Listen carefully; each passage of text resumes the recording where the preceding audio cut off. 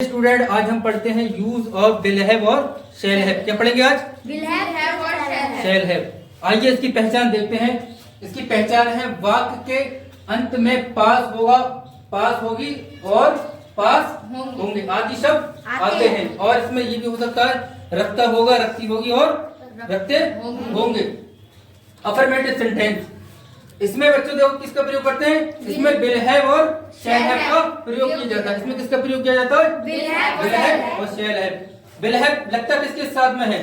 तो ही माने वह, पुल्लिंग के लिए शी माने वह, स्त्रीलिंग के लिए इट, यू माने तुम, दे माने वे। और सिंगुलर पर्सन हो या प्लूरल पर्सन, इन सब के साथ में हम क्या लगाते हैं? विल हैव का प्रयोग करते हैं। किसका प्रयोग करते हैं? विल हैव का। शैल हैव का प्रयोग बेटा देखो आई और बी के साथ में। किसके साथ में प्रयोग होता है विल हैव? आई और बी। सॉरी, इसमें थोड़ा गलत हो गया। इसमें शैल हैव का प्रयोग होगा। किसका प्रयोग होगा? Shall have. शैल हैव का। शैल हैव का इसमें क्या होगा? प्रयोग होगा। किसके साथ में? आई और बी के साथ में। ठीक है, जैसे सेंटेंस देख लेते हैं। मेरे पास घर होगा, आई शैल हैव होम। इसकी इंग्लिश क्या बनेगी? मेरे पास घर होगा, इसकी इंग्लिश क्या होगी? I shall have home. आपके पास जग होगा, यू विल हैव जग। आप लोगों को समझ में आया? चलिए एक सेंटेंस बताओ। उसके पास किताब होगी, ही विल हैव बुक। ठीक, बहुत बढ़िया, बहुत बढ़िया। आप लोगों को समझ में आया? शांत हो जाओ बेटा।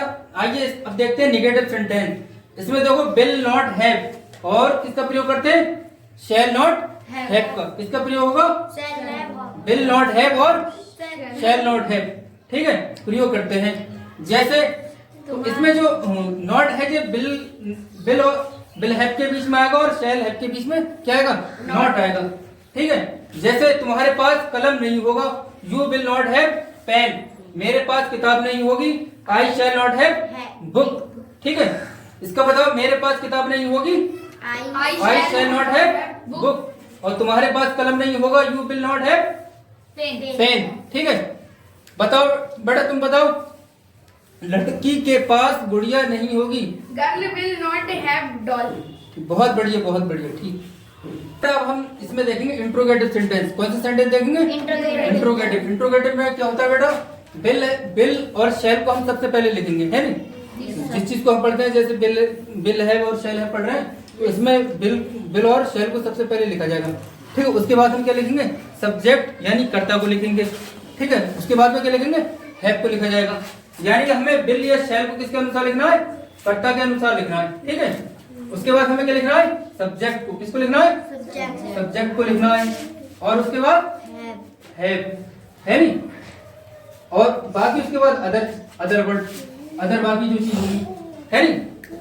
अगर इसमें प्रश्नवाचक शब्द का कोई सेंटेंस आ जाता है, क्या, कब, क्यों, कैसे, कहां, ऐसा अगर कोई सेंटेंस आ जाता है, तब हम इसको सबसे पहले लिखते हैं। ठीक है, जैसे क्या रमेश के पास वाइफ होगी? क्या होगी? वाइफ होगी। तो हमारे सेंटेंस होगी क्या रमेश के पास वाइफ होगी। तो विल रमेश हैव वाइफ।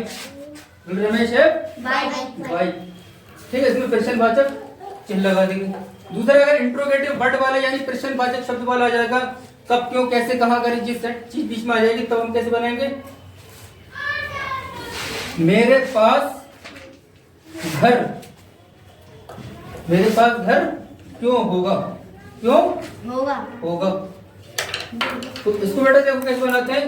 तो क्योंकि हम इंग्लिश पहले लिख लेंगे, क्योंकि इंग्लिश क्या आती है? वाई। क्या आती है? Y.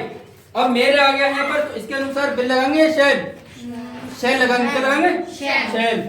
Y shall I have. क्या है हमारे पास? इसके पास में घर, होम।